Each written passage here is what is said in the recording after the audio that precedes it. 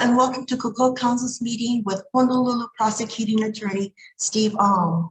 I'm Lila Mower, President of Kokua Council, and I'm joined by my colleagues on Zoom and Facebook. Mahalo to Rick Tabor and H. Doug Matsuoka for facilitating this session. Mahalo to all of you for taking time out of your busy schedules to join us. Kokua Council's mission is to advocate, inform, and educate to improve the laws and policies which impact our community. Thus, before you begin, Mr. Alm, Steve, please permit us some remarks about concerns which came from our community. We ask for your understanding that our hope is to advance and improve rather than to criticize. In 2020, Kokua Council sponsored a forum for the Honolulu Prosecuting Attorney candidates. Then later that year, a debate between you and Ms. Megan Cowell. At that time, much of the election's focus was on regaining the public's trust, a consequence of investigations into Keith Kaneshiro and Katherine Kealoha. During the debate, Ms. Cowell made a disconcerting statement. To paraphrase, she said that there were then people with the prosecuting attorney's office who had inside knowledge of Keith Kaneshiro and Katherine Kealoha and had the ability to manipulate cases. So we ask that you address what has been done to reform your office. During your campaign, the Weed and Seed program and the probation program known by its acronym HOPE, which you initiated, were emphasized as examples of your successes in collaborating with the community and with the many agencies that make up the criminal justice system. You stress the need for a nuanced approach to criminal justice, using a more measured decision process and interventions that did not necessarily involve law enforcement, such as using community groups to alleviate or eliminate use of force policies. And based on elections results, most in our community agreed with you. During the pandemic, while some petty type crimes were said to have decreased, reflecting the population's overall lack of mobility, violent crimes appear to have increased, some involving shootings, knifings, and involving police shootings. Civil Beat reported this morning that the Supreme Court's order to alleviate the spread of COVID by reducing the prison population was not fully enforceable because of the lack of COVID-free facilities to house these releases. So this unfulfilled early release policy appears to not be at fault for the cause of increased violence. It was reported earlier that the prosecutor's office was not charging misdemeanors or certain felonies, implying that the prosecutor's office might be partially responsible for some increase in crimes. Regarding a more recent violent incident, the Shopo president, Robert Kabako, was reported to have said, prosecutors are supposed to hold criminals accountable, not push known violent offenders through a revolving jailhouse door. We're entitled to answers as to how the prosecuting attorney could allow this to happen. Mahalo, Mr. Alm, for allowing this very long introduction and kindly letting us highlight some controversies which resolutions will progress, we hope, to a better justice system and a safer community for all of us. At the end of your presentation, please allow some time for Q&A discussion. The floor is now all yours, Mr. Alm. Thank you. Okay, you bet. Good morning, everybody. And first, let me just talk about some of the things we've been doing in the office, and then I'll address all the stuff that you raised. But this election was all about restoring trust to the office, that new deputies, new people coming out of Richardson Law School didn't want to work here. There was a cloud hanging over the whole place as far as favoritism, cases not getting prosecuted, not working with HPD. The prosecutors weren't allowed into confidential meetings with HPD because they didn't trust Keith. And that's all changed. We're not doing anything based on politics. We're doing it all on the merits. We're training the deputies. Don't be afraid to do the right thing. You know, you're always going to be, rewarded for that. More transparency. Well, you're not always going to be rewarded, but eventually you will be, because this election was kind of bizarre, and it followed some of the national trends. One of the candidates wanted to let everybody out of prison. The other wanted to send everybody to prison. And I wanted a middle road where you identified who the violent, who the dangerous are, and the ones who absolutely won't stop stealing, and they should go to prison at sentencing. But that's probably 40% of the defendants. And I was the toughest sentencer in the courthouse by far. I was the first career prosecutor to be appointed to circuit court in Honolulu ever. The path to the bench there before me was through the defense bar. And then when Mark Bennett was made AG under Linda Lingle, he made it his life mission to get former prosecutors on the bench. So there's a nice balance now, but I was the first. I'm happy to tell you that the law school has a internship program called the Prosecution Clinic, and they have the Defense Clinic. Well, this semester, 4 people signed up for the Defense Clinic, and either 14 or 16 signed up for the Prosecution Clinic. So it's a place people want to work again. We have a lot of people applying because this is where the action is. This is where you charge cases. This is where you make changes to the criminal justice system. Defense is very important, but the defense attorney's job is primarily to help their client. It isn't to make the system fair. It isn't to make the system better. It's to help their client. And if you or I were ever charged with a crime, that's what we'd want too. But it's a totally different role. And so we looked, there had been an audit of the office. So we addressed that. We put a lot of written procedures in place that weren't there.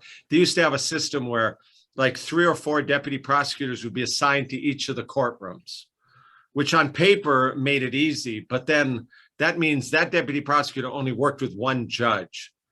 That is not good for professional development. They have to learn how to adjust to each judge, how he or she likes to run things, what they demand of certain areas and procedures. So it's better for their development. So we got rid of that, and they have trials in front of all the judges now. We set up procedures regarding plea agreements and how they get approached, case evaluations. We're also not a silo anymore. We're working with all the different agencies. Our primary partner is HPD with, dozens, if not hundreds of contacts every day.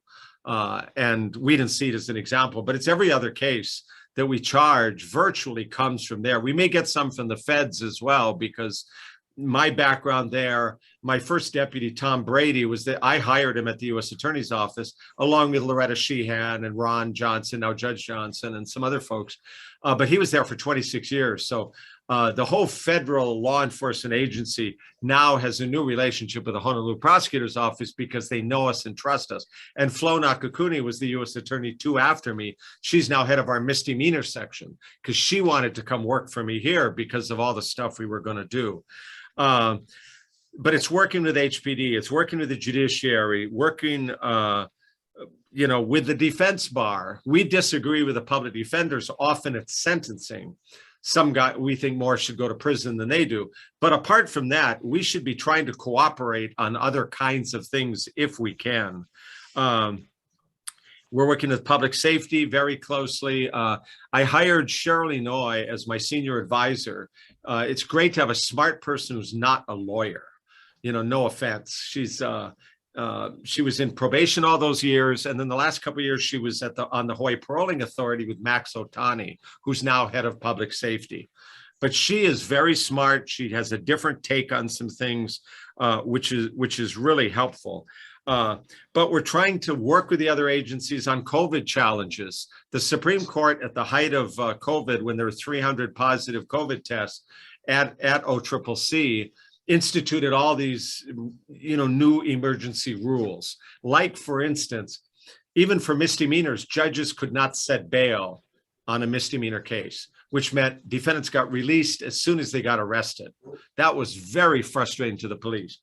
And our deputies paying attention at district court discovered that this guy, Randy Jacob, was committing multiple misdemeanors, including mostly sex assault in the 4th degree cases against women in the downtown area.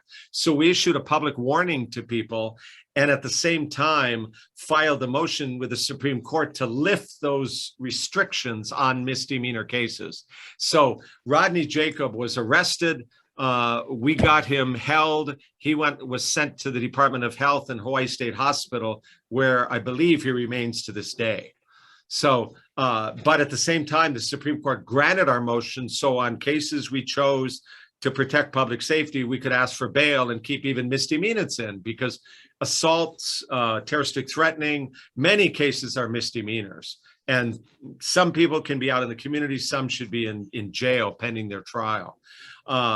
And then a week later, the Supreme Court asked everybody to submit motions, and then they eliminated every restriction they had done. So we were really happy to get that started. We've improved the career development for the deputy prosecutors. They needed to get trial skills. And my parents are both professors at UH.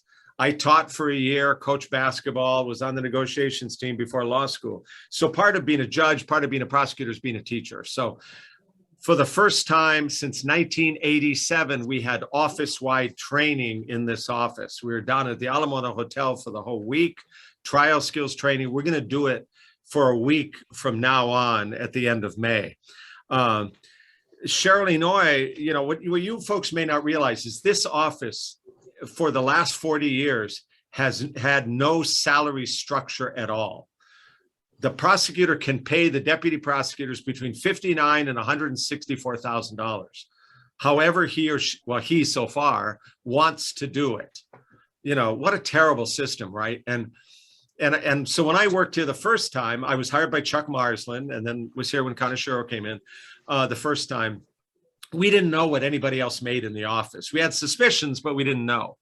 Well, 4 or 5 years ago, Civil Beats started publishing the salaries of every city or state employee. Apparently, every year, 2 or 3 people would quit because they'd say, that person makes more than me. You've got to be kidding. And so Cheryl, you know, so we were talking about that here, and Cheryl said, you know, why don't we do 2 things? Let's create a path through the office. So misdemeanors is level 1. They work through the office. Level 5 are vertical prosecution, where the same deputy handles it from screening through the trial. So the victim only has to work with 1 person. So that's the sex assault team. That's the elder abuse team. That's career criminal. That's level 5. We then took the HGEA bargaining unit 13 salary structure for professionals and scientists.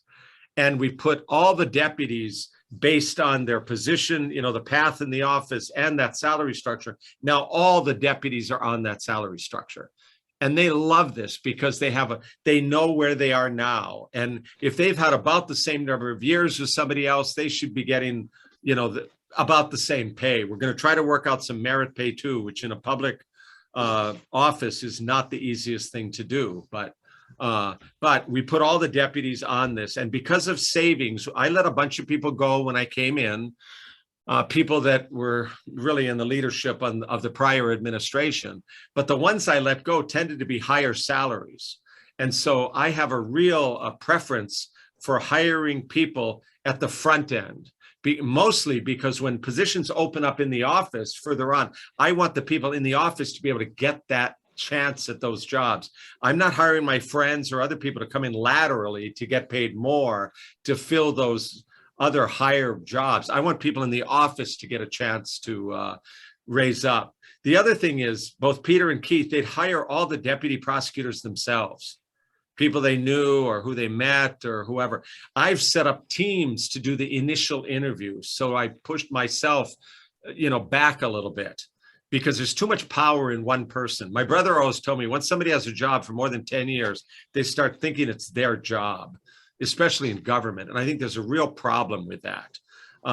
And so there's a lot of power there. So I'm willing to give that up to make the system work better here. So we have 2 people from the leadership team and then the division chief where the person's going to end up. So that's typically Flo Nakakuni is part of this 3-person panel. And if they're all sold on the person, great, I'll interview them, they'll get hired. If they disagree, then I'll step in and do more research and interview them myself, and I'll make the call on whether we should hire them or not. But between that and putting people on the salary structure, it's really made their life more predictable, because often they're late 20s, early 30s, getting married, getting mortgages, having kids. They need to be able to predict stuff, because when you have the prosecuting attorney make all the salary payments, you end up with a Friends of Keith phenomenon for some people, as well as other ones who may be working really hard, but the work they're doing doesn't quite get the attention. They get passed over year after year after year for salaries. So we're doing that. But at the same time, I'm working with the mayor. We're going to try to get across the board raises, because we lost 3 people this year to Maui, because on average, they pay $25,000 more per year per deputy prosecutor. It's a much smaller office. That's been the culture. They've always had to pay more on the neighbor islands, but this year in particular, they were able to lure some single males, away to go work there.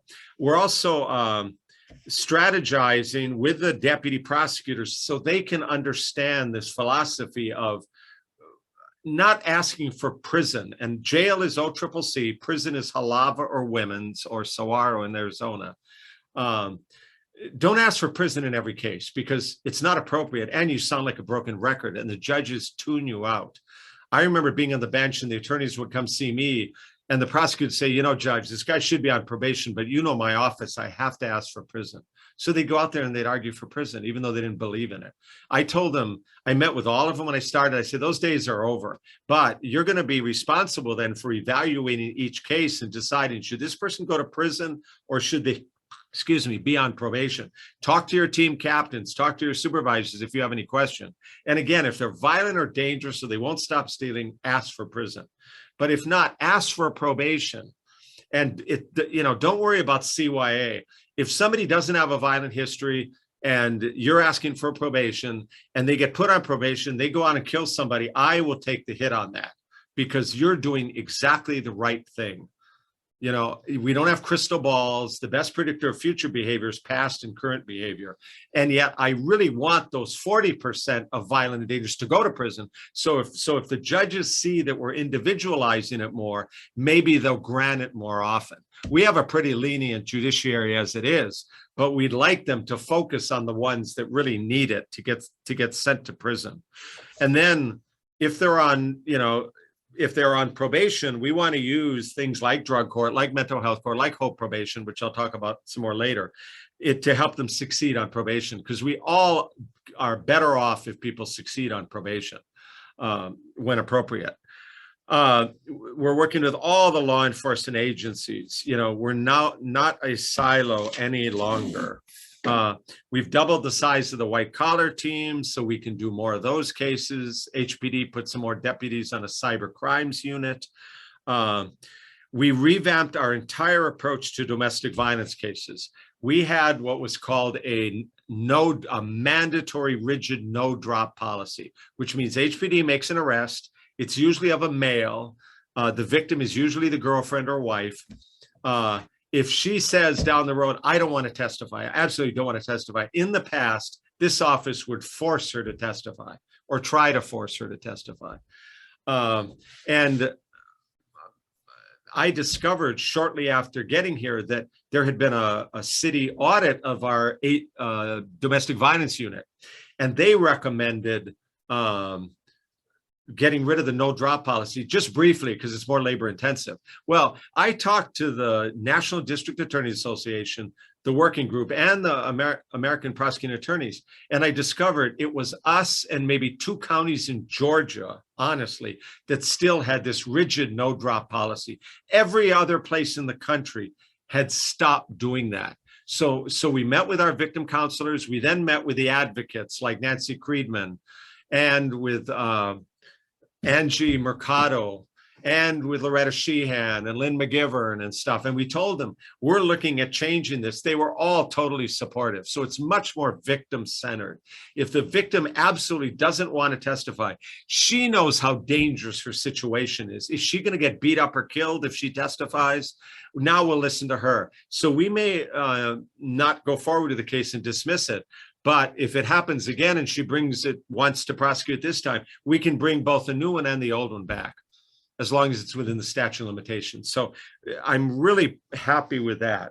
We're also engaging the community, like with Weed and Seed. We did that when I was U.S. Attorney, working with all the community people. We had Stu and Rice at Kealoha Elementary School to ask the community, what do you want us to work on? What are the big crime problems? What social service gaps are there? And Lowell Kalapa was on our original core group. I didn't know when I asked him to join us, he was the manager for an elderly housing project on Pua Lane. And he'd say they're afraid to go walking because those drug dealers that would stand there on Pua Lane would harass everybody, give them a hard time. The kids at Mayor Wright's would walk through this gauntlet of drug dealers to go to elementary school every day. It sent the message that the crooks are in control of the neighborhood. We knew about the drug dealing, but they also said people speed up and down Pua Lane to get between King Street and Vineyard. So we're not going to let our kids play outside. They'll chase a ball into the street and get run over. So we talked to the city council, and within 2 weeks, they had put speed humps up on Pua Lane, which are there to this day, and they slow the traffic measurably. There's a smart, cheap intervention that we never would have figured out on our own. I live in Kaimuki. I don't live in Kalihi. So we wouldn't have known that. But working together with all the parties, we all reduced crime by 70% in Chinatown, 7-0 in 4 years. And so I always thought if I ever get a chance to do this kind of thing again, because when I left the U.S. Attorney's Office in 2001, Bush beat Gore. It's a political appointment, so all the U.S. attorneys resigned. I became a state judge. My successor at the U.S. Attorney's Office saw it as Steve's program and really didn't want to continue Weed and Seed. So the weed part died out. They tried to keep the seed part going, but you need both weed and seed to really be running on all cylinders. And so I thought if we could get back there. Now, intuitively, you could tell, although I really believe in data and research, but intuitively, the crime was not as bad in Chinatown as it was 20 years ago. But the homeless problem's much worse. So in trying to address that, I am convinced that the vast majority of and we're talking the chronically homeless, we're not talking about a husband and wife who've lost their jobs and maybe are living with their kids in their car for a few weeks, or whatever. We're talking about the chronically homeless, the ones sleeping sometimes in their own filth on Mauna Kea Street, on Hotel Street. I am convinced the vast majority of them have mental health and/or drug and alcohol problems. And unless you deal with those behavioral health issues, nothing's going to work. So we have gotten the whole system organized. Public defenders, Department of Health, all the good treatment programs. And because of my background in HOPE probation and drug court, I know all the treatment providers. I've worked with them personally, whether it's Abby Paredes at Poelani, Alan Johnson at Hinamauka. We've worked with all of them. So we got everybody organized. And so now when a homeless person gets arrested, they do a screening. The Department of Health then does an assessment of all of them. And they identify which is the appropriate program in the community. They then send a notice to Intake Service Center at the jail. They will submit an updated bail report to the judge saying, we now recommend this person get released to Hinamauka or Salvation Army ATS or Poelani or whoever.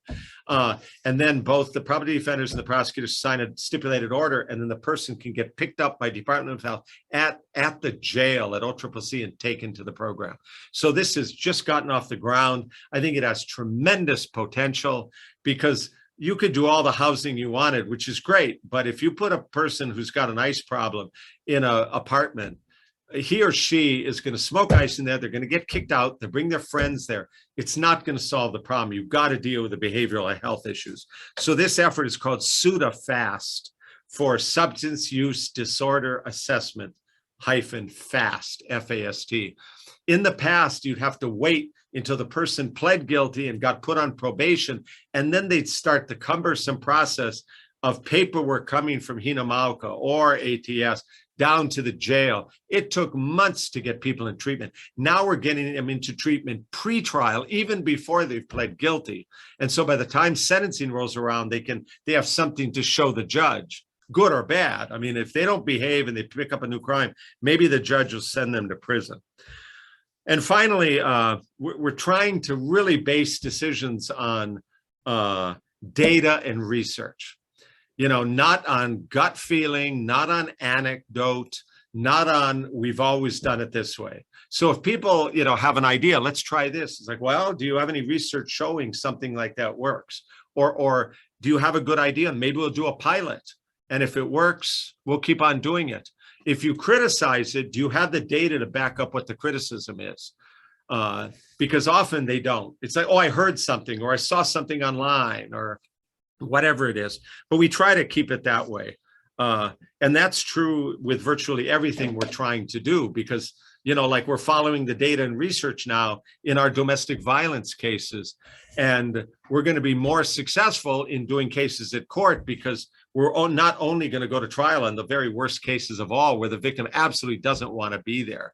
Mark Browning at the in the judiciary told me that this office's record in the last few years, they won about 3% of the cases that went to trial, which emboldens the defendants who are saying, hey, I've got the system wired, you can't touch me, don't bother testifying. And even if they get forced to testify, they get so, and Cheryl taught us this, they get so empowered when the jury acquits the person or the judge dismisses it for speedy trial. Now, if we don't proceed with it, that's something, but it's not as bad as a court doing it or the jury doing it. So anyway, those are some of the things we're trying to do to get this office back on track, make it an independent voice, work with everybody.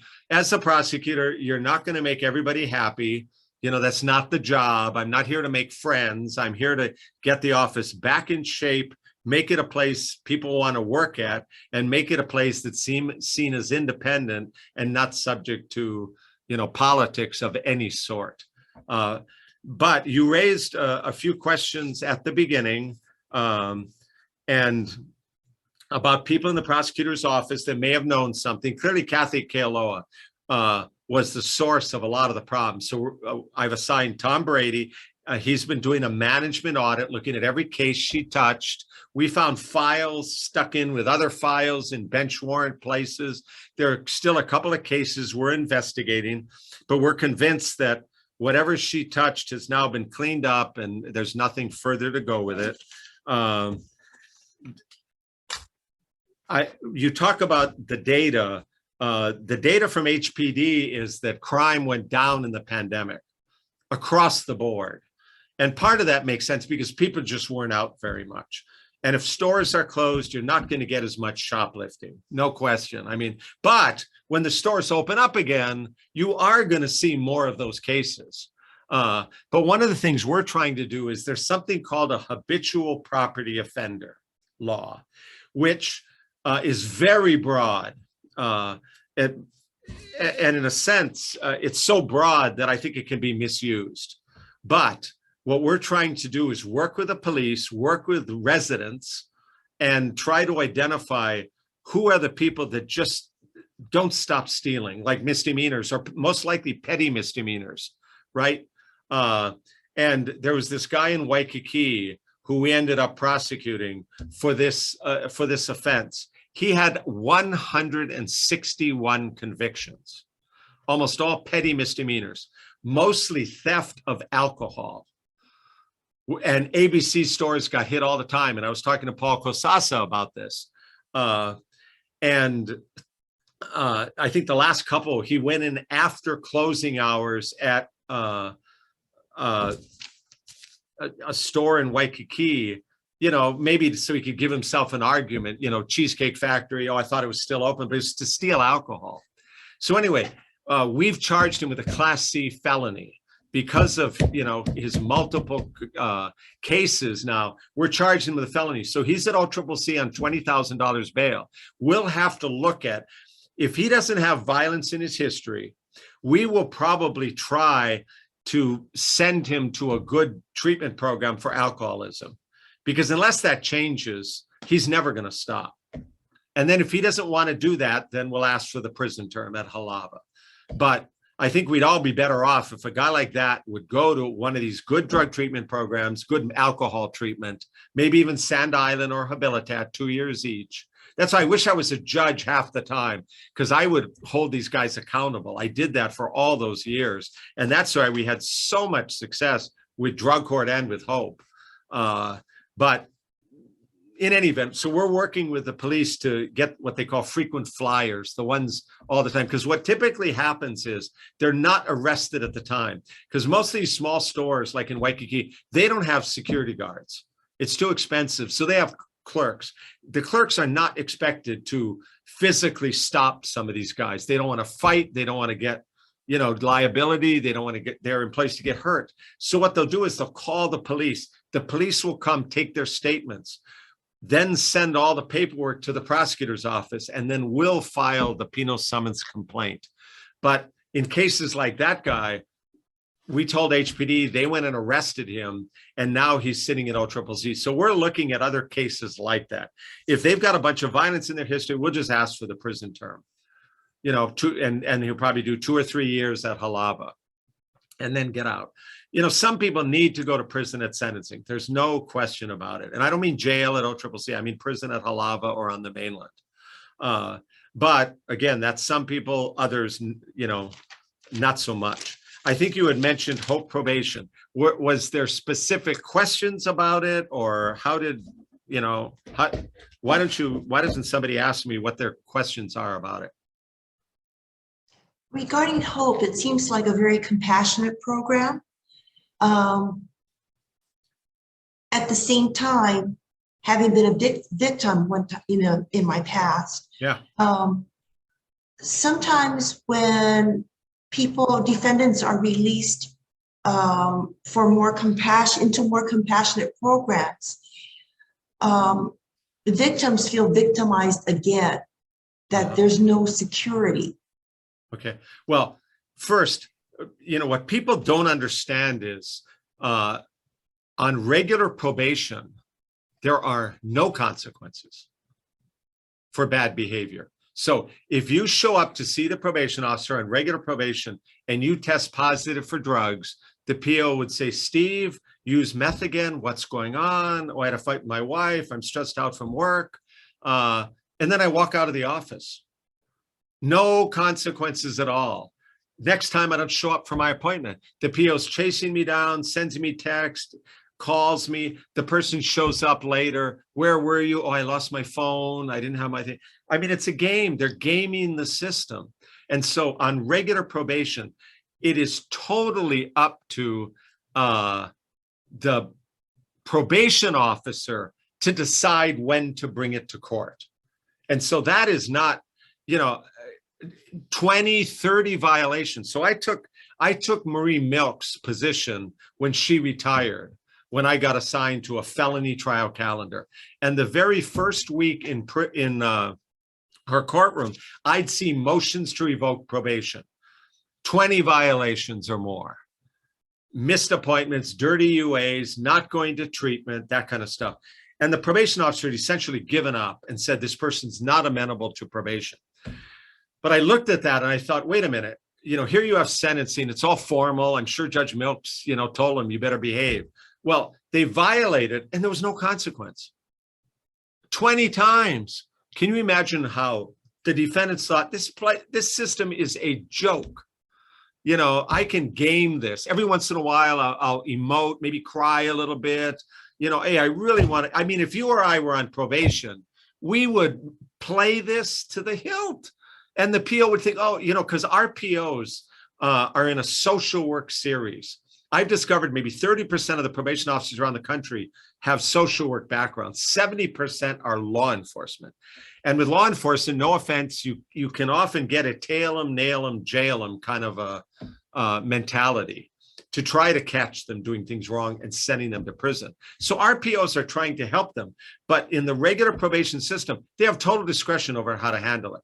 And so I thought to myself, how did I, and so I talked to Cheryl Noy, who ran the high risk probation section, made up of sex offenders. If they weren't sent to prison and were put on probation, and in Hawaii, we have a lot of people on probation. Families don't want these cases heard in court. They'd rather, the person get probation and a year in jail, something like that, and then go to sex offender treatment. The other half of her calendar were the people with the worst drug and alcohol problems. They failed at main branch and they got assigned to her unit. So we talked about it and I told her what I wanted to do. What I wanted to do is make the system that every single violation of probation, they would get a jail term, but the jail would be proportionate to what the violation was. And Jack Tonaki, the public defender, I met with him and Kevin Takata that summer. I got assigned to the calendar mid-June of 2004. And we talked about what I wanted to do, essentially break down that 20 violation motion to revoke and violate every single time, because we're trying to change their thinking to change their behavior. This is really hard. Getting people to quit what they're doing, what they like to do, is really hard. But Jack said to me, you know, the rules are the same, but you're actually going to enforce them for the first time. Can you like warn our guys about this? So I thought, okay. And then we thought of the violations and what the sanctions should be. So on October 1st of 2004, we had what we called a warning hearing where we brought in the defendants, the 34 defendants in Shirley Noy's unit that had come from my courtroom to try to, we're not cherry picking, we're just picking the people that came from my courtroom that she was now supervising. Most have been put on probation by Judge Milks. And I said to them all in the courtroom, everybody in here wants you to succeed on probation. I do, your attorney does, the prosecutor does, the deputy sheriff who's paying taxes at 50 grand a year at Halava wants you to succeed. But from now on, if you violate any of the conditions of probation, you're going to jail. You know, and if you test positive and deny it, no, if you test positive and admit it, you're going to get arrested on the spot. These are $3.85 rapid drug screen cups. They pee in a cup. It's an observed test. So males watch males, females watch females. And it's a 30-second result. If they test positive and admit it, they get arrested on the spot. We will have a hearing 2 business days later, and I would typically cut them loose because they knew coming to the courthouse they were going to get arrested for a positive drug test. But that's bad, but it's worse than if they test positive and then deny it and say, I didn't use, that test must be faulty. And we'll say, okay, it's possible. It's very unlikely, but it's possible. You be in Judge Alm's courtroom next week. We send the sample to a lab for a gas chromatograph test, but if the lab confirms it, I'm going to give you 15 days in jail because you're in denial, you're lying, you're wasting all of our time. And the very first time it happens, if you're working or going to school or in job training, I'll let you do it on 5 weekends. If it happens again, it's 15 days consecutive, you lose your job probably. But then you're a roofer. Do you want other roofers up there high or hungover? No, well, they don't want you up there either. So, you know, you're an adult. I can't control what you're going to do, but I can control what I'm going to do. So from now on, you go to jail every violation. Okay, 2 days if you admit it, 15 if you deny and confirm. If you run away and law enforcement has to look for you, I'm going to give you 30 days in jail. And if that happens repeatedly, you go to Halava or women's. 3/4 are men, 1/4 women. And the men are all the violent ones, right? So, and by God, the most fascinating part to this is how well it worked from the first day. We had the Attorney General's office keeping statistics. And you got to remember, at sentencing, judges can send people to prison or put them on probation. So it's one of the two. Then when they're on probation, how do you want to watch them? In regular probation or in HOPE? And if they're not in HOPE, they're going to be in regular probation. And so from the beginning, we have data from the Attorney General's office, Paul Perrone and Lydia Fuataavi, who's now a prosecutor, I'm happy to say. We just hired her a few months ago. She was the researcher. They kept stats from the beginning. We didn't have any extra money for this. We didn't do any press. I even forgot to tell Chief Justice Moon that we were going to do this new thing because it was just in my courtroom. It was 34 people to start with. Well, at the end of 2005, we had 93 people in the program. They were testing positive 90% less often than they did before they got put into HOPE. They were missing appointments like 90% less often than before. So we didn't have any statistics on crimes or anything at that point, but we had kind of a pre-post with this. So CJ Moon wanted to go to the legislature. Colleen Hanabusa was the Senate president. Between the two of them, they gave us $1.2 million. We spend most of that for drug treatment spots. but we hired some drug testers and a couple of probation officers. Anyway, a few years later, people heard about the Justice Department. They send people out to check it out because people have problems on probation everywhere in the country and in many foreign countries. And they don't know how to do things quickly, getting the system organized to work quickly. And I'm very determined. So, I managed to get this stuff done. And Shirley Noy handling the probation end, I handled the courts end. So after 15 months, we went to the legislature and they gave us the money. And so Justice C.J. Moon wanted to have all 10 judges trying it. And they all got about the same results. Some weren't most thrilled with it because some did not want to send them to jail for a drug test. And we said, they're not going to stop unless there's a consequence. The jail mostly is to keep them sober so they can see their PO, the threat of jail, but they get it every single time. And if they're sober, they'll see their PO and the PO can help them. They'll go to treatment and persevere in treatment. And partly it's consequences. You're an adult. You break the rules, there's a consequence. Because the reason I thought of this whole thing is I thought, how was I raised? How did my wife, Nani and I raise our kid who was then 15? And how were we raised? Our parents told us they cared about us, but when we did something wrong, there was a consequence right away. That's how we learned to tie together the behavior with the consequence and learn from it. I don't think most of the guys I deal with in court grew up in families like that. They may have had consequences, but it was totally arbitrary. They never learned from it. So we got the money from the legislature, and then people from Pepperdine and UCLA came and did a randomized control trial study, which means you pick similarly situated people, you apply the treatment, i.e. HOPE, to 2/3 of them and left them on probation as usual for the other third. And it was about 500 people they identified, all active drug users, 60% meth. And then we did the treatment program. So, and then all 10 judges did it. We all did the warning hearing the following week. And a year later, they looked at the results. So Rick, if we could put that first slide up, if you're able to do that, and we'll see how it goes. Is that the right one? That's it. Okay. Okay, so look all, very good. You guys are on it. So look all the way over there at the left. You can see the people in blue are the control group. So the control group got arrested 47% of the time for new crimes. The HOPE group was only 21%. That means people didn't get their cars broken into, they didn't get assaulted, they didn't get robbed. 55% less often if they were in HOPE than in probation as usual. So, in answer to your earlier question about it seems like they're committing new crimes, there's no questions. We're dealing with criminals here. Some of them are going to commit crime, but look, they commit twice as many new crimes if they're in regular probation than in HOPE. The second one, the bar graph, is for used drugs. Now in HOPE, we put them on a drug test hotline. So every weekday morning at a pre-recorded message after 4 a.m., they'd call up. They're given a color for privacy purposes like red 1. If their color's listed, they have to come to a courthouse that morning for a drug test. And so they don't know when it's going to happen. This one guy was quoted in the paper saying every night when he was thinking about getting high, he'd think about the test. And if he gets called the next day and goes in there, Judge Alm's going to send me to jail. That's exactly right.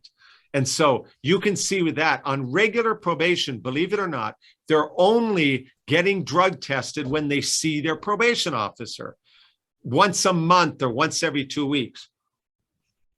But again, why would they? And so they were testing positive 46% of the time. Well, let me ask any of you listening right now, a pop quiz, not HOPE, not what we're doing here, but on regular probation. What is the consequence for testing positive for drugs? Can anybody answer that? Well, if I understood you properly, there's no consequence. Exactly. There's no consequence. And so they tested dirty. They know nothing's going to happen. That's why they tested dirty almost half the time. And some people want to look back.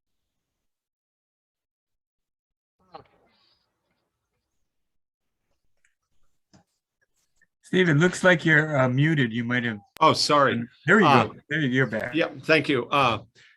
Yeah, so, they tested positive 46% of the time. And because they know nothing's going to ever happen to them for a year or two. That's the word they get on regular probation. And so, some people want to look better, right? At least put on an appearance of looking better. So they stop using, meth stays in your system for a urine test like 48 to 72 hours. So they stop using for a few days before, come in and test clean, like half of them did. Well, that means the actual number using is probably 60 or 70% would be my guess. But in any event, the HOPE people that are randomly being tested only tested positive 13% of the time. That's a 72% reduction in positive drug tests at random.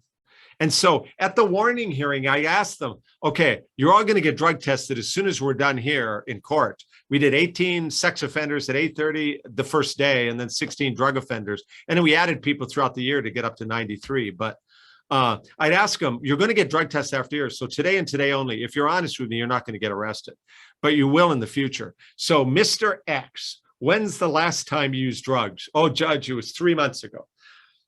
I said, so you're not using now? No. So you don't need to go to treatment? No. Okay. I'm going to give you a chance to prove that to me.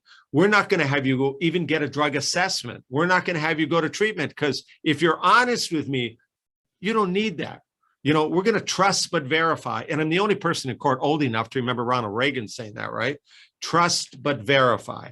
And so the defendants, I think, really felt like they were being listened to. They were being treated like adults, like people, because I'm giving them agency. But I'll tell them, if I see you a couple of times in the next few months testing positive, then you got to go treatment. And say, that's fair. I'll do that. Next one, skipped appointments. That speaks for itself. They missed 61% fewer appointments, and then probation revoked and go to prison half as often. Interestingly enough, when you look at the bottom of that, the people in HOPE got sentenced to prison for 48% fewer days. The jail bed days at OCCC were neutral. They were the same. HOPE guys went every time, 2 days, 15, 30. But the control group got arrested more often, revoked more often sitting 10 weeks till a hearing. And so those were a wash. All the savings were in prison bed days. Okay, let's go to the next slide. And in 2014, they came back to do a follow-up, because the original thing was 2007. And so 7 years later, they came back to follow up. And by then, almost all these guys, of course, were off probation. Well, they looked at how many in that original study group, the 337, compared to the 167 in the control group, how many had ended up getting sentenced to prison, resentenced to prison from probation. Control group in regular probation, 27%. The HOPE group, only 13%. Half as many people got sent to prison. Amazing, just amazing. Okay, let's go to the next one. And we had them look at Native Hawaiians, and you can see that on the left. 26% of the Native Hawaiians who were in the control group on regular probation failed at probation and got sentenced to prison. Only 15% of the HOPE Native Hawaiians in HOPE failed at probation and went to prison. And a huge difference between HOPE and drug court is very labor intensive. You see them once a week, that kind of stuff. In HOPE, I'd only see them when they violate. So when I left the bench, I was supervising more than 2,000 felons at a time in HOPE. That means hundreds of Native Hawaiians succeeded on probation and stayed in the community because they were in HOPE rather than in regular probation. So when people question, like you said, it's a compassionate program. Yeah, there is some compassion there, but it's also very strict. It's much stricter than regular probation. And they're going to be in one or the other. No question about it. If they're not sent to prison and they're put on probation, it's either going to be in HOPE or in regular probation, or maybe a few in drug court or mental health court or veterans court. But the vast majority are going to be in one or two. So when people say, well, these guys in HOPE get a bunch of chances, I say yes, but they're getting a sanction, jail sanction for every violation. And the key thing to me is, who's getting arrested for new crimes? Let's go back to the first slide. Who's getting arrested for new crimes more, regular probation or HOPE? And you look at the left columns, HOPE does twice as well getting arrested for new crimes. And the column all to the right, they're getting revoked and going to prison half as often. So, I'm tremendously proud of HOPE. When I was campaigning, every time I would wave signs, somebody would stop their car and yell out, Judge Alms, they had an S to my name, you saved my life. I said, no, you saved your own life, but we were happy to help.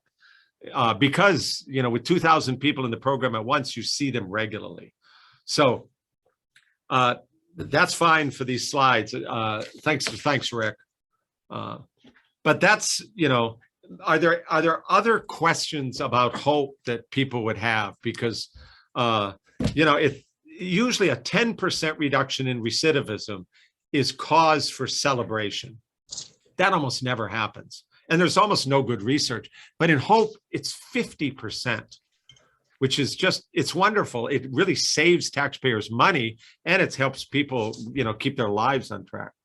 So Judge, who chooses or who determines HOPE probation or regular probation?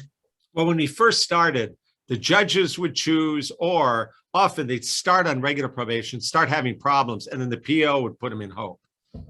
So usually it's the POs. They know these guys the best, and they can see, and we'll see. One interesting thing was, I don't know if any of you are old enough with me to remember, Jesse James Bates was a major criminal in Honolulu, violent, mean, dangerous. Well, one of the days I'm doing a HOPE warning hearing, and there's Jesse James Bates Jr. standing in the row in front of me. And so what I always do is look, because by the end, I was taking cases from all the other judges for HOPE. And so I said, Mr. Bates, no offense, but what I've just talked to everybody about, the 2 days for a positive admission, 15 admit, deny, confirm. Hang on a second.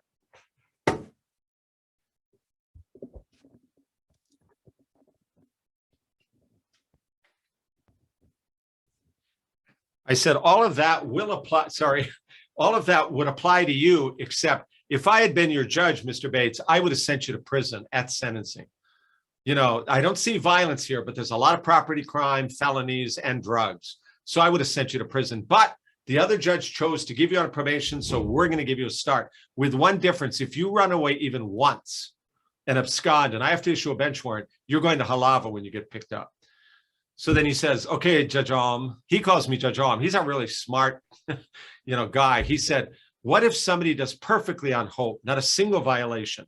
And I'm thinking to myself, damn it, I should have thought of that a few years ago. I said, well, Mr. Bates, probation is 5 years long. It's now 5 years long. If you can go 2 years, no, if anybody can go 2 years without a single violation, testing positive, no test positive, no missed appointments, you got to pay your restitution. If you can do that, if people can do that, I'll let them out after 2 years, 2 years on probation. He said, would that apply to Jesse James Bates Jr. too? Everybody in the courtroom laughed. I said, yes. 2 years later, he's standing in front of me. And I said, Mr. Bates, he goes, Judge, I am amazed. I've been a career criminal since I was 15. Now I'm married. I have a kid. I work for this refrigeration company. They want me over at Manele Bay, changing out the whole AC for that hotel Monday through Friday. I can't do that and show up for drug tests or anything else. I said, Mr. Bates, you've done what you said you'd do. So as of today, your probation is terminated. We all clapped. I saved that page of the calendar, photocopied it, put it in a file. This was in like 2011. And remember that private slide had Dr. Hawken and UCLA and Pepperdine come back in 2014 to do follow-up research. I gave her that file, manila folder. It had 100 defendants that had gotten early termination. She ran the names and checked all their rap sheets. Not a single one of the 100 had been arrested for anything in those times. And so they really turned their lives around. So we, as soon as after Bates, thing, I started telling them at the warning hearing, you guys just got sentenced last week, right? 4 years of probation. Well, if you can go 2 years without a violation, I'll terminate your probation. They couldn't believe it. They'd look at each other and they'd go back and talk to the PO. Okay, what do I have to do? I want to get a probation in 2 years. Talk about an incentive. And I don't know about you, but I don't think I've made every appointment on time in the last 2 years. You know, I certainly try my best, but I don't know restitution or otherwise. But these guys are really impressive if they can turn their lives around to do that. So anyway, that's a good part of it too. You got to give some incentive. It doesn't apply to sex offenders because they can't complete the treatment within that time. But for everybody else, 2 years is plenty. And most places on the mainland, felony probation is usually like 2 years long anyway. We have a long probationary period with 4, now 4. All right, at this point, I'd like to open for more questions. Rick, do you want to start? So I'm just going to say, Steve, I'm really impressed with everything you've done. I've heard you speak at the Rotary and now here. So Sure. I think your first, was it 14 months you've been there? Yep. It's, Yep. The stuff that you talked about in our previous panel and our debate, you're doing it. And that's impressive. Not everybody does that. Thank you. So thank you very much. So I'm going to do like a rapid fire thing like Lila had done when we did the panel stuff. I'm just going to say three different things and just your response. I'm going to do all 3 and then you can just respond. Okay. Pretty generic. I don't even know if it's even in your department, but first is car converters, big issue in our neighborhood. Illegal fireworks drives my dog nuts. And I used to counsel post-traumatic stress veterans. It's a huge issue. I have a huge issue with it actually. And then river admission moving out of Chinatown. I hear that's actually something that's happening as well. So those 3 areas, what are your thoughts on them? Okay, the first catalytic converter, I think it was politics that got it screwed up last time at the legislature. It's going to pass this time. Okay. So Okay. everybody's in support of it. We will prosecute the hell out of people when we can. When I was on the bench before, I was the first judge to give anybody prison time for stealing copper, you know, and that, you know, 5 years, because this guy was stealing the copper flashing off the Hiko thing on the Kapahulu in the middle of the night. But then there was a law, and so they did a sting at one of the recyclers, and this woman knew it was stolen, and she still did it. Well, the judge gave her a deferral with no jail time at all. You know, if that happens now, and the judge does that, I will be complaining to the press and anybody who listens. You got to deter people from doing that. Yep. You know, there's going to be a lot of restrictions on selling it, and they got to take pictures, and you know, there's a lot of stuff going on. So that will pass this year. So real quick, the catalytic converter, is it a felony then? Is that what the bill is? It's going to be a felony. That happens. Yeah. Okay. Thank you. Yep. No, because I get calls from people about that regularly. Yeah. You know, it's really frustrating. It's expensive, and you know, if people have good insurance and a fair amount of money, or it's a hassle for other people. If they work out of their car or something, this is a disaster. So it will get passed this year.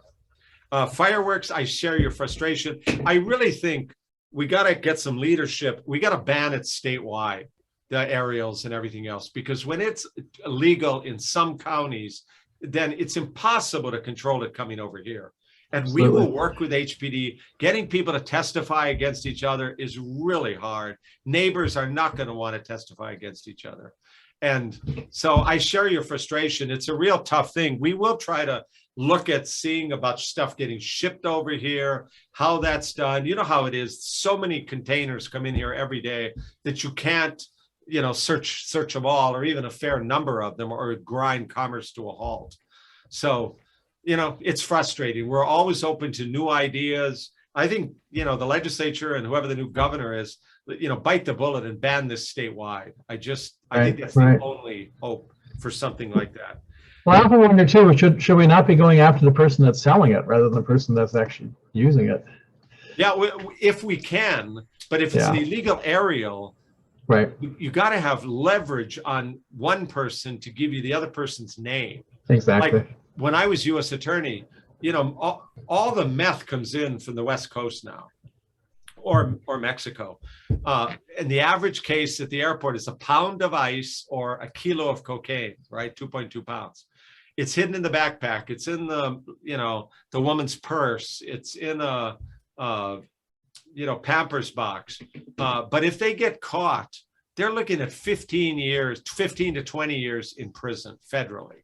The only way out of that is to cooperate and tell us who gave you the dope on the mainland. We work with DEA there. They do a search warrant like that evening at the guy's house. And you go deliver it to whoever you're supposed to here now. If you do all that and help us catch somebody else, we'll file a motion in court and get your sentence cut in half.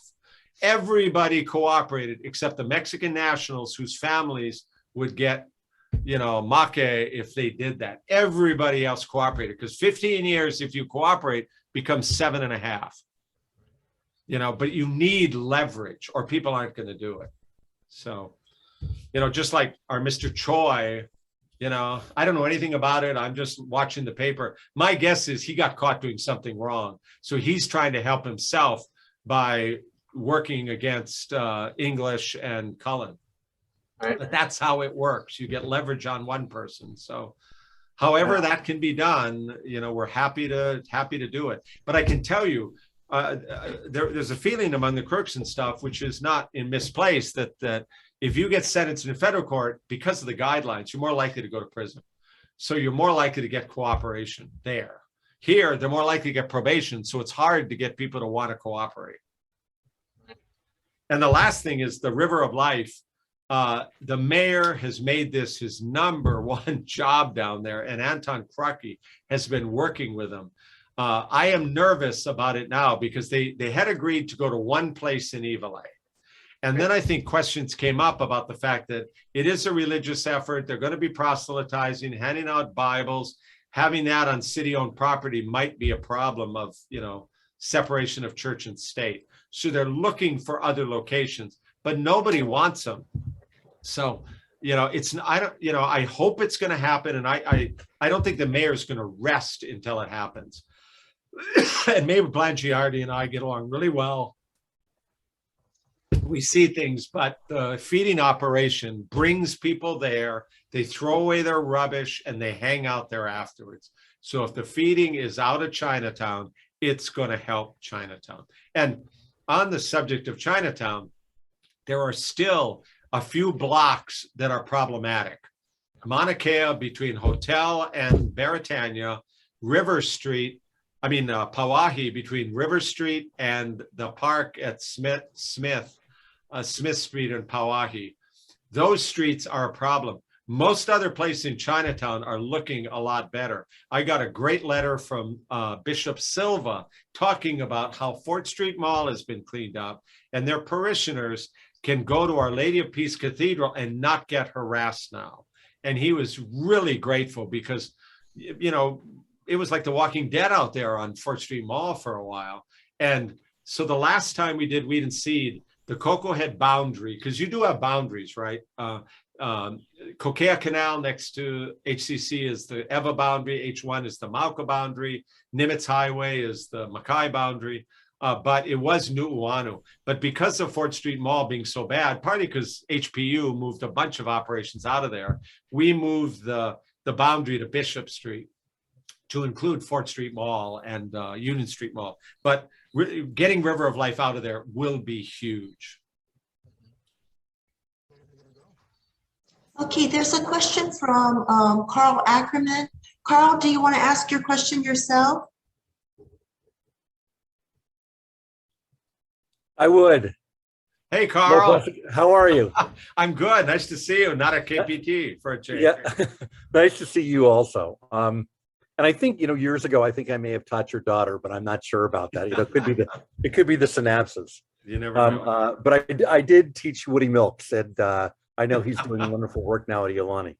My question is, how can we encourage more programs to expand, like Matt Levi's program, to keep kids out of going to jail or actually going to juvie or whatever? How can we expand the kind of Matt Levi programs and or get the YMCA more involved? Because I think Michael Broderick did a wonderful job with the Y, and they're continuing to do a good job with kids after school. I think, that's a really good idea, because for those of you who don't know, Matt Levi, has had all these jobs over the years, but he set up a martial arts program at Kuyo Park Terrace, and then a Halava housing, and at the Kalihi Y. to give kids something to do after school that's positive and learn discipline and stay out of gangs.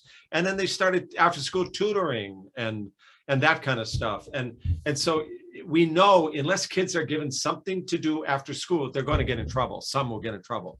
And so that's one of the things we're trying to do with Weed and Seed. The last time we talked to Lila Trust, they did after school tutoring at Kealoha Elementary School. And then we got bats, balls, and gloves and stuff from Sports Authority.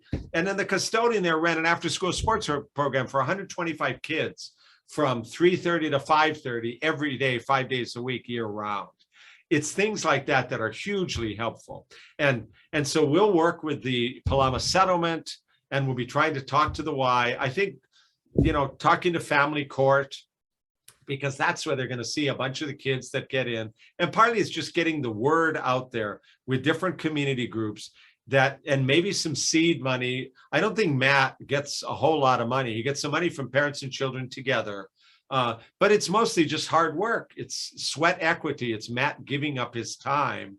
That something has to pay for the new, judo gi and the belts and stuff and the, trophies and that kind of stuff. But overall, it's pretty small. He's gotten together a group, including Dick Gushman and some other folks, to help fund some of those efforts. And so maybe it's finding out where the needs are and trying to, ask people in the private sector to donate money. The city could donate money.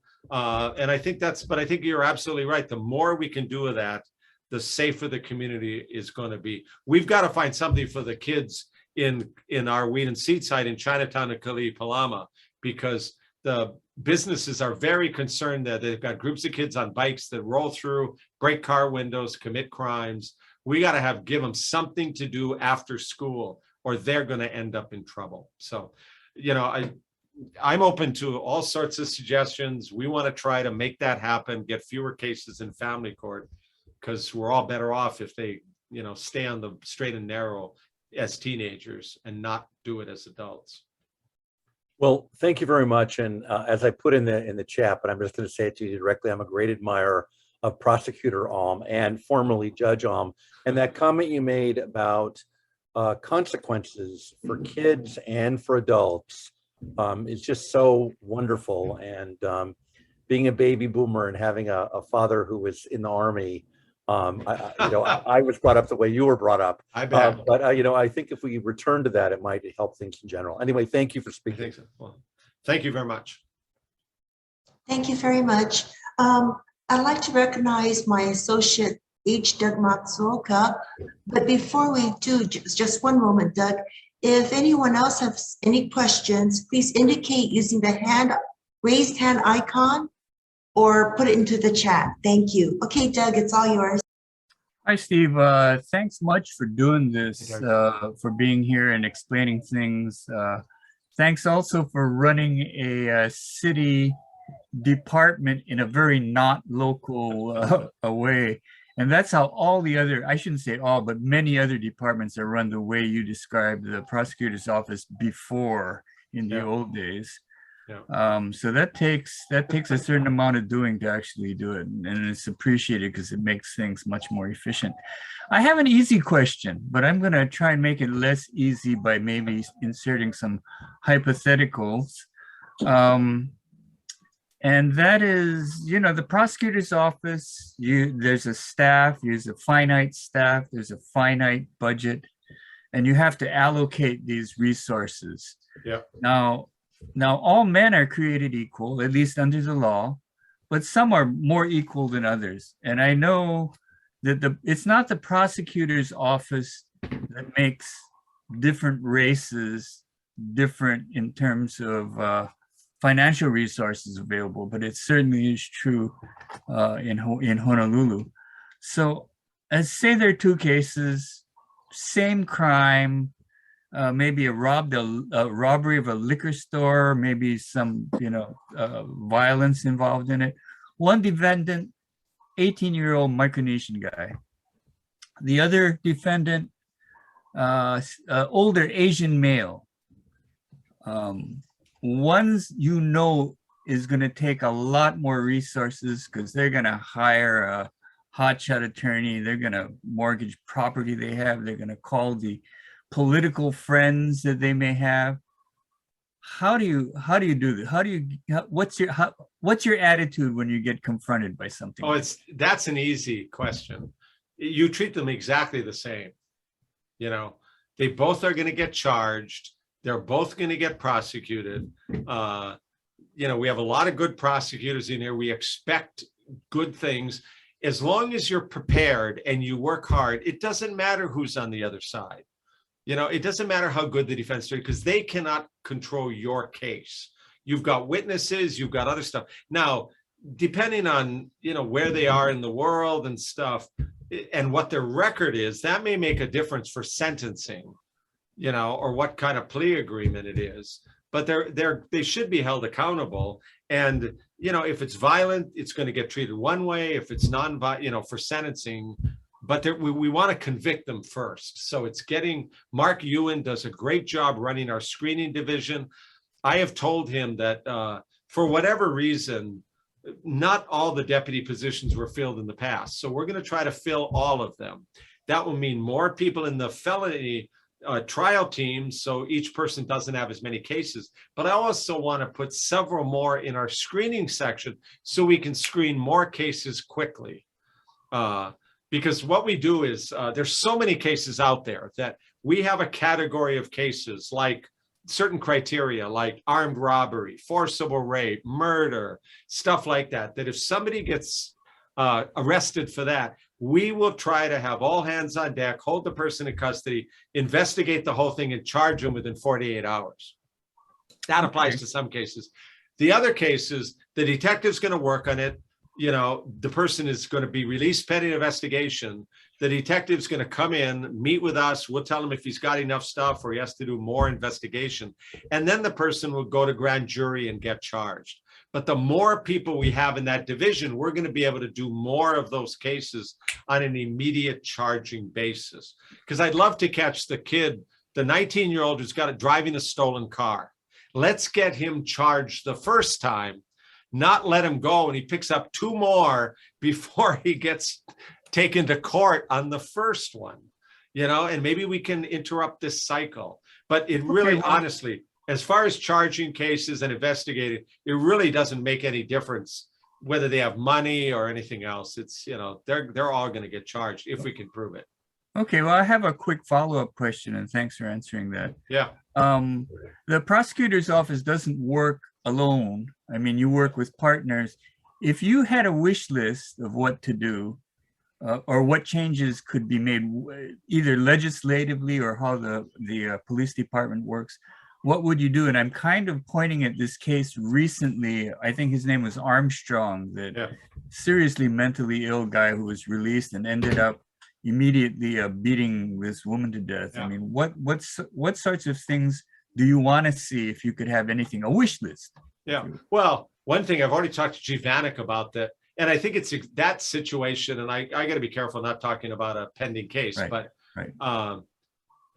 it was exacerbated by the fact that the receiving desk is undergoing renovation. They're just opening up again, but it was moved to Kapolei. So the woman who was the victim in that case was arrested for like a park violation in town. She was taken out there, released there. So she's released there without 2 dimes to rub together. And maybe, you know, I don't know if she should have been cited as opposed to arrested, whatever. But whether it's arms, you know, other people, maybe HPD needs to do some thinking about when you release people, maybe give them a bus pass. Or if, you know, if they're mental health issues, find who the care home operator is or the case manager and talk to them about it. So that's part of it. I think one of the problems, honestly, at HPD is that you can make more if you're out on patrol and getting overtime than being a detective. And we're trying to figure out, because their clearance rate, you know, which means they've identified a suspect and it's been turned over for prosecution, is half what it was 20 years ago. And that's an apples to apples comparison. So we're trying to work with HPD on improving that and maybe more training for the detectives, but figure out a way to get them more money so they'll stay in there longer than a couple of years, because then their skills would develop, We'll do joint training with them. I've been talking to the mayor. We're going to try to get an across-the-board raise for our deputy prosecutors. That's on our wish list, so we don't lose them to Maui or Kauai or any place else. This is the place to work. I think it's a mistake to go anywhere else. We do most of the big cases. We do, you know, the better training. Everything else is here. We're going to lose a few people every year because it's such a high stress job. You know, trial work is exhausting. It's exhilarating. It can be fun. I loved it, but it really is tiring. It's 20 hours a day. You know, I mean, you have a legal pad by your bed. You wake up in the middle of the night with an idea for closing. You write it down.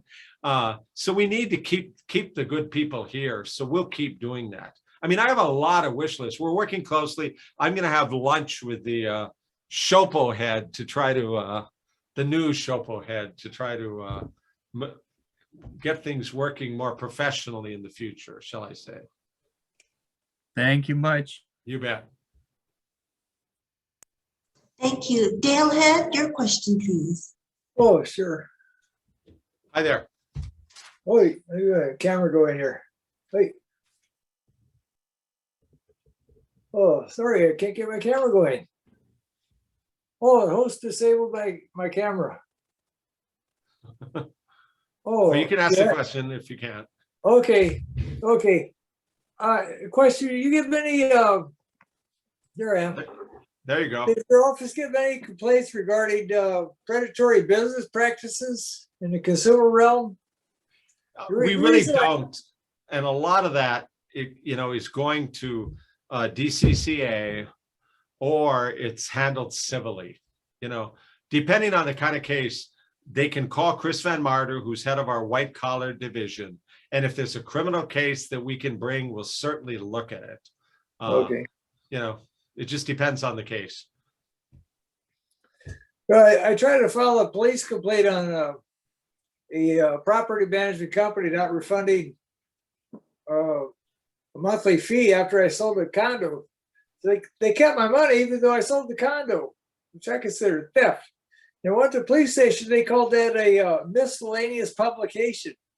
I try to Google miscellaneous publication, Okay. There's no such thing. What HPD does, if they can't identify a particular crime, their police call is called a mispub.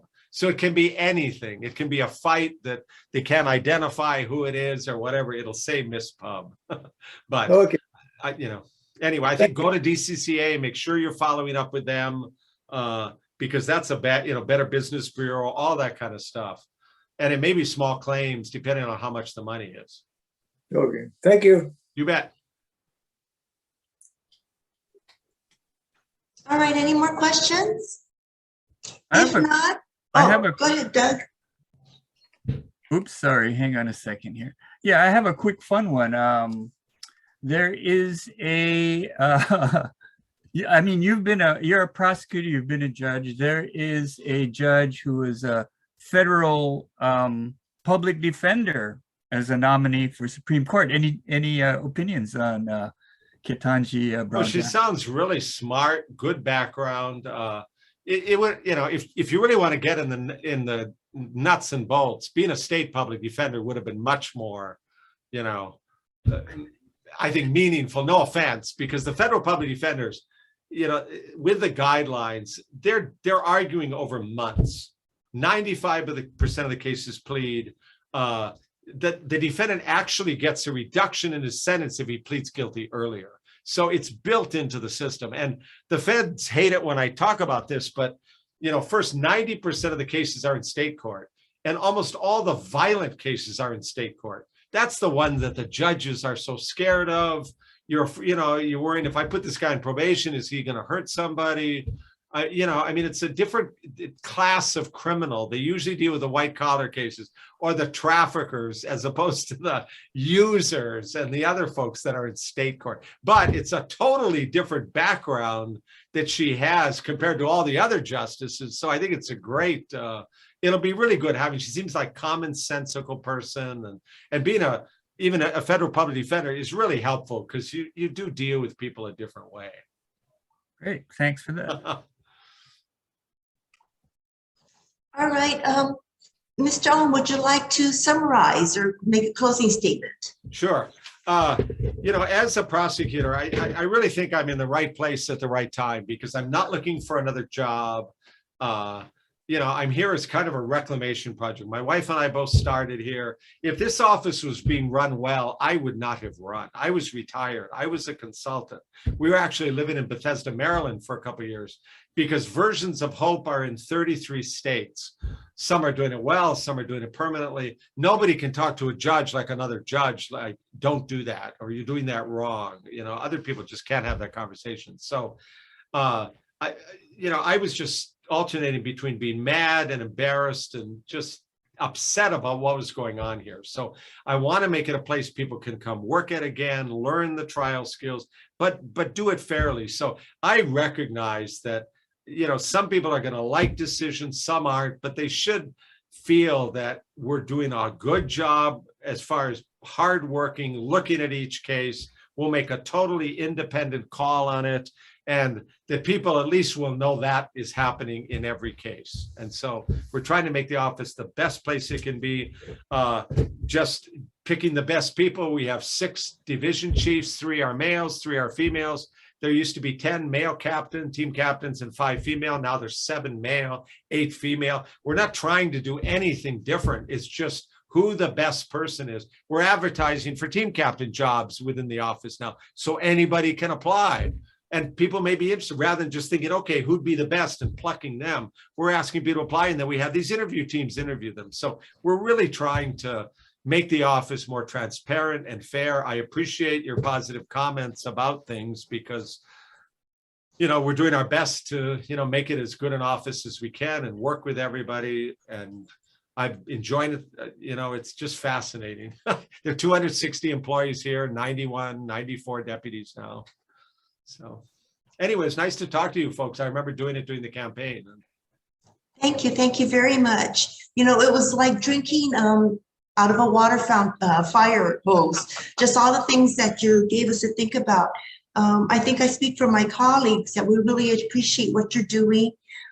Just by listening to what you had to say, I gained more confidence because of the reforms you instituted in your department. So that's great. Thank you.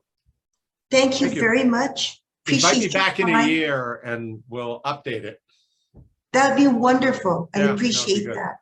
Thank you very much. Thank you to our audience. This has been a very educational hour and a half, learned a lot. I don't know if I can remember everything, but I took 10 pages of notes.